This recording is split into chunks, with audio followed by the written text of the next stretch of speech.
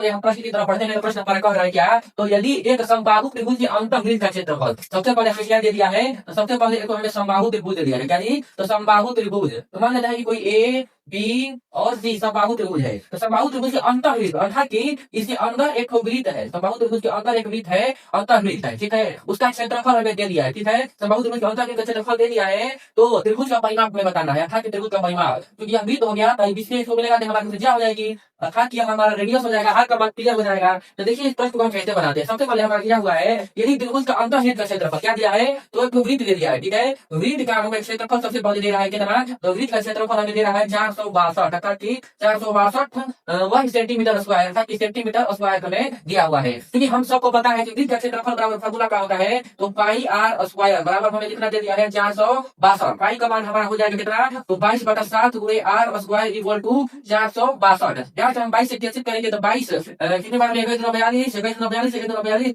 देखिए ये डायरेक्टली हमारा 21 से कैंसिल हो गया, क्या, तो 21 से 462 हमारा कैंसिल हो गया। और क्योंकि आर बराबर हमारा क्या हो जाएगा, ऐसे पूरा हो जाएगा, तो 7 एकम 7 और 7 गुना के 14 147, अर्थात कि अंडर रूट 147 हमारा आर का वैल्यू है। जब यहाँ से हम अंडर रूट हटाएंगे तो हमारा क्या वैल्यू आएगा, तो 147 को फैक्टराइजेशन करते हैं, तो फैक्टराइज करेंगे 147 को, तो क्या आएगा हमारा 7 गुणे 7 7 7 49 और 49 गुणे 2 49 किया हमारा 147 हो जाएगा, 49 किया 147। तो आर का मान हमारा एक्चुअली में आ गया कितना, तो 7 अंडर रूट 3, 7 अंडर रूट 3 हमें त्रिज्या का मान ज्ञात हो गया।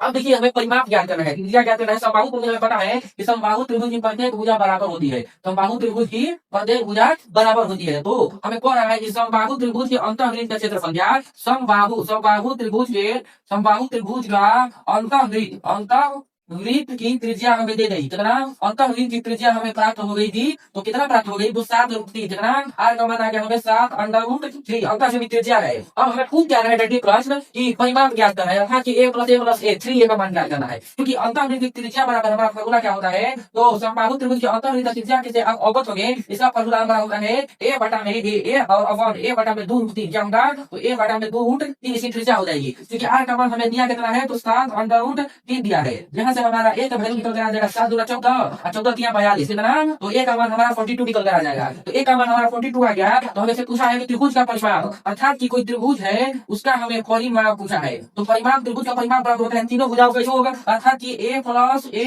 a इक्वल टू आ जाएगा हमारा कितना 3a, क्योंकि a का वैल्यू हमारा कितना है, तो 3 गुणे a का मान हमारा 42 है।